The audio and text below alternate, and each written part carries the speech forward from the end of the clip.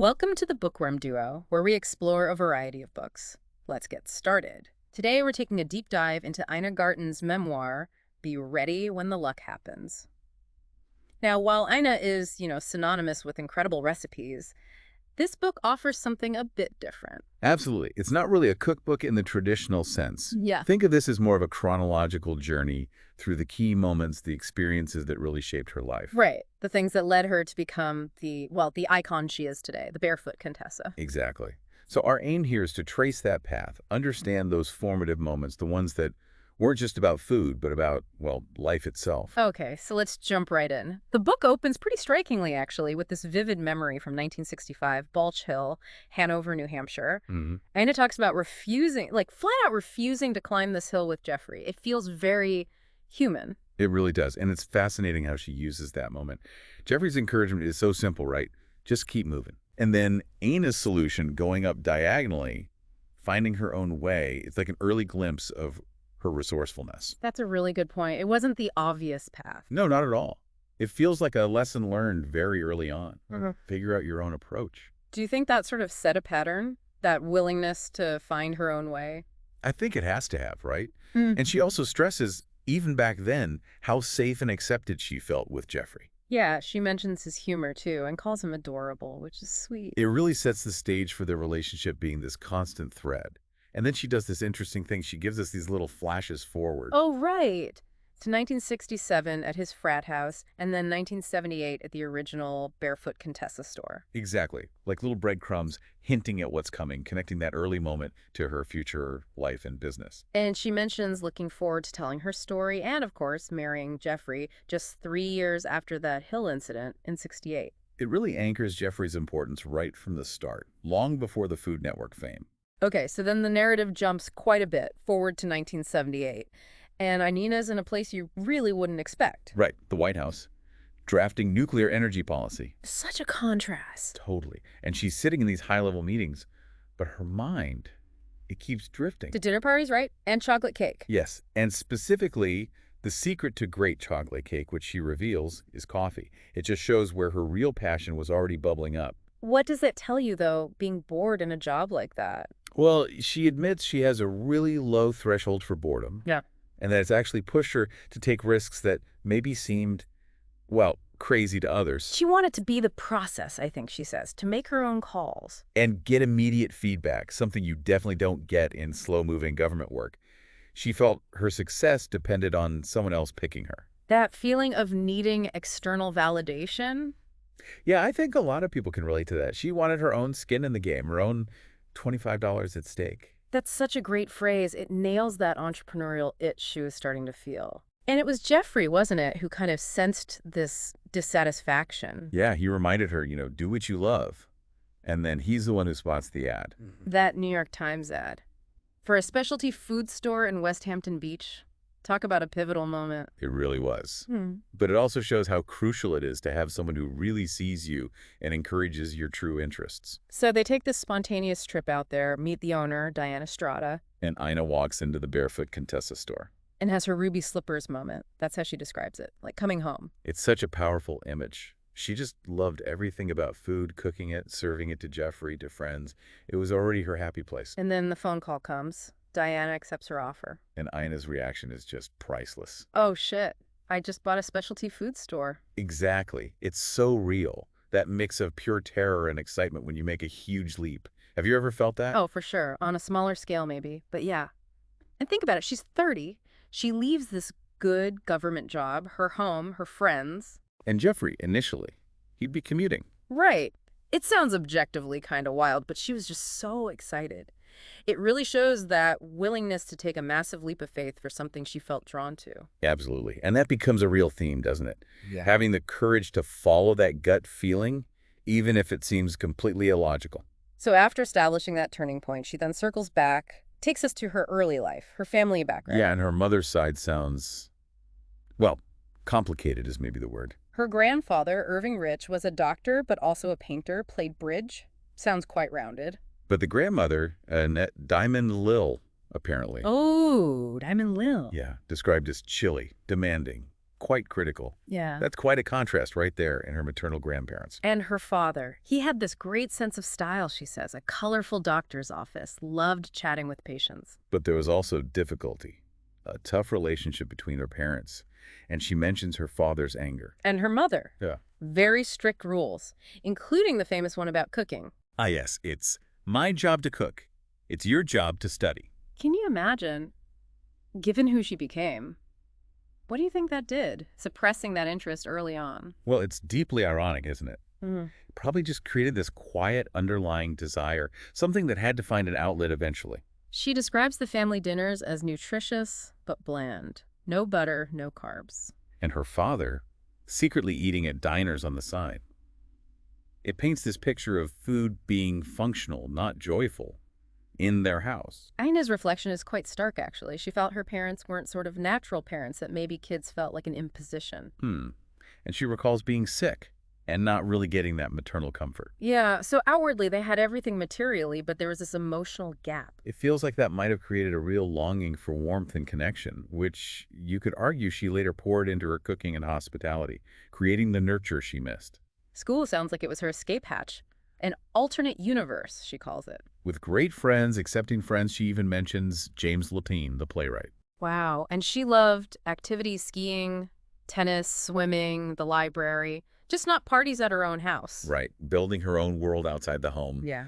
And she loved science fairs, that process of experimentation. You can almost see the connection there, can't you? The experimentation in science leading to recipe development later. Absolutely, that mix of precision and discovery. Okay, so then Jeffrey enters the picture. The big meeting during a visit to Dartmouth. Right, and there's that awkward bit first with her high school boyfriend. And getting turned away from a bar because she didn't know what an ID was. Oh my gosh, that really highlights how sheltered she must have been in some ways. It does. And Jeffrey sort of swoops in, rescues her, and they end up having coffee in Westport.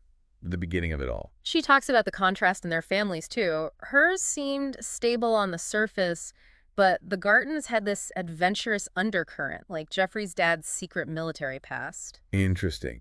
And she notes that Jeffrey seemed to recognize her naivete about certain things. Felt this urge to, look out for her. That protective instinct seems like a recurring theme with them. Definitely. Offering a security and support that maybe wasn't always there in her childhood. Things moved fast. Jeffrey invited her up to Dartmouth's Green Key weekend almost right away. Which, given her strict upbringing, must have felt astonishing to her. Totally. She admits she didn't have firm college plans, just applied early to Syracuse, basically, to get away, get some freedom. That drive for independence again. Even her summer job filing for an architect, boring as it sounds, gave her a taste of that autonomy. Jeffrey had summer jobs too, including that one cooking stint at the World's Fair. His only cooking job ever, she points out. Huh. Little did he know. Her first trip alone up to Dartmouth for homecoming felt like a huge deal for her. You can really sense her excitement, that feeling of independence growing. Staying in this attic dorm, it all felt very adventurous. That whole weekend sounded packed parties. Football, Peter, Paul and Mary concert. A classic college weekend. And then meeting Jeffrey's family in June, even though her own mother wasn't thrilled.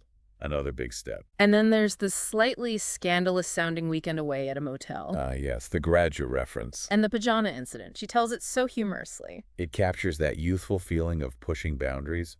And then, amidst all that, her father surprises her. Right. He actually tells her he thinks she's smart. A real turning point in their relationship, she says. Unexpected validation. It's quite touching. And she reflects on feeling like two different people back then. Shy Ina at home, more confident Ina out in the world. Which makes sense, right? Many people feel that. It probably fueled her desire to create spaces where she could just be herself. Okay, moving on to the engagement, which sounds very Chaitham. The pizza-stained sweater proposal, it's perfect. So unpretentious. And the story about the wedding bands, buying them, deciding they didn't like them, just getting rid of them. Yeah, she frames it as this early lesson. Don't sweat the small stuff. Don't get hung up on perfection, which is great advice. And Jeffrey writes her this letter, dreaming about a trip to Paris someday, even though they had, no money. It shows his optimism, his belief in their future together. Very sweet. Jeffrey's thought on the wedding day, though? That's hilarious and slightly terrifying. Oh my God, I'm responsible for this person. I have to make sure she keeps breathing. It's so honest. Shows the weight he felt while she's just swept up in the joy. A very relatable moment, I think. Their honeymoon started rough, though, in the Bahamas. Oh, the lost luggage. Stuck in wool clothes in the tropics. Nightmare. But Jeffrey handles it, goes to the airport manager. With a slightly humorous threat, gets them $300. Problem solver. Protective again. Okay, so early marriage. Jeffrey was really instrumental in pushing her, wasn't he, academically? Totally. He really encouraged her to study, believed in her potential, and the hidden cookbook. Under the textbook, a perfect image of her passion simmering beneath the surface. And Jeffrey just had this inherent belief, it seems, that women could and should do anything men could. This was still relatively early days for that being a mainstream idea.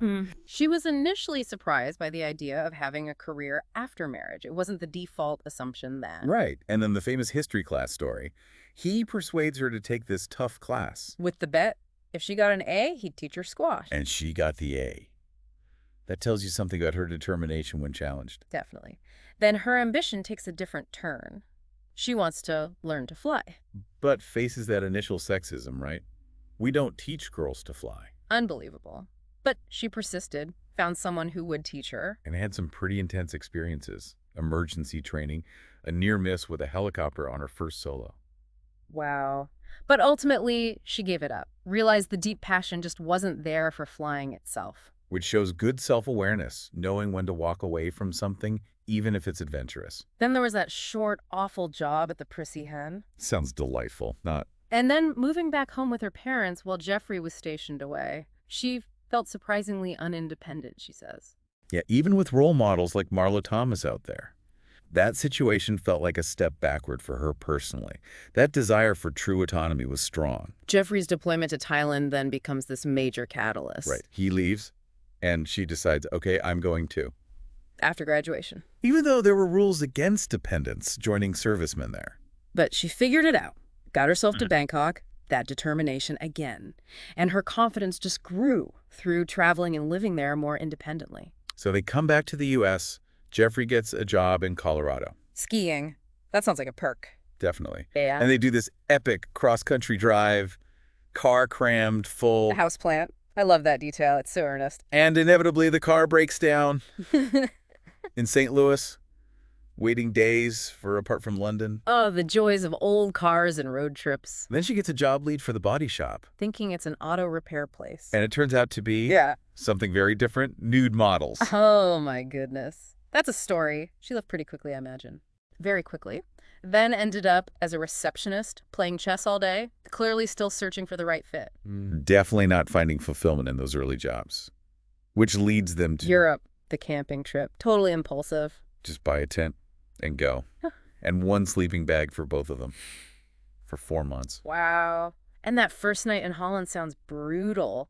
Wind, rain, tent collapsing. A real baptism by fire. Yeah. But that trip, it seems like it changed everything for her, especially when they got to France. Yes. The food, it was a complete revelation compared to what she grew up with or even what was common in the U.S. then. The quality, the freshness. She talks about the cheeses, the produce from local farms. That rotisserie chicken. Yeah. Becoming her Proustian Madeleine. And just simple things like a baguette with butter and ham. It sounds like it awakened this deep appreciation for simple, incredible ingredients and the pure joy of eating well. You can almost taste it when she describes it. Even camping in a cold car to save money didn't dampen that discovery. She was genuinely sad to leave Europe.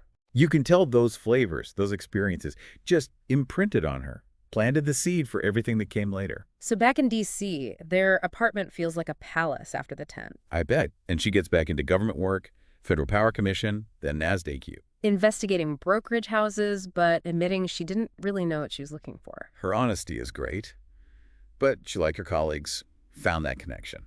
But the real joy, the real creativity was happening in her kitchen at night. Recreating those French meals using Julia Child cookbooks.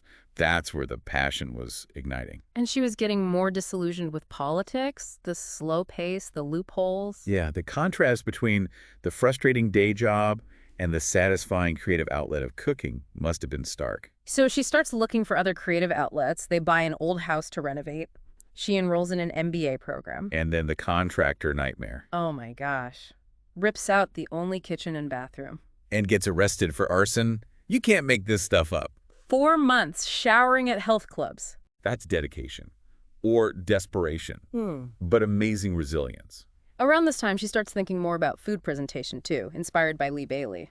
Ah, starting to see the whole picture, not just the taste, but the experience. They buy another house, this neglected row house, and hire an interior decorator. Very 70s design, apparently. Gray platforms, colorful knoll furniture. That- I can picture it. Jeffrey's initial shock at the $5,000 cost. But Ina just calls it her hobby. And he goes along with it. That dynamic again. Practicality meets passion, Uh, and passion wins with his support. it's a great little story about their partnership. And then comes that final piece of the puzzle. She turns 30, has that passages moment of reflection. And spots that little ad, the one in the New York Times for the shop in West Hampton. The Barefoot Contessa. Was it the universe calling, she wondered? Whatever it was the spark. The culmination of all these different threads, the boredom, the passion for food, the desire for independence, Jeffrey's support, it all led to that moment. And that really is the beginning of the Barefoot Contessa story as we know it. What an incredible winding path. It really is. Just a remarkable story of, listening to yourself, taking chances, and having someone believe in you. Thanks for joining us. Subscribe for more bookish adventures and hit that like button if you enjoyed the ride. Don't forget to share the knowledge, spread the word. Ina Garten's life really shows how those unexpected turns and just embracing what you truly love can lead you down some amazing paths. It kind of makes you think, doesn't it? About your own Bulch Hill moments, maybe. And what passions might be waiting for you to just, well, grab hold of them.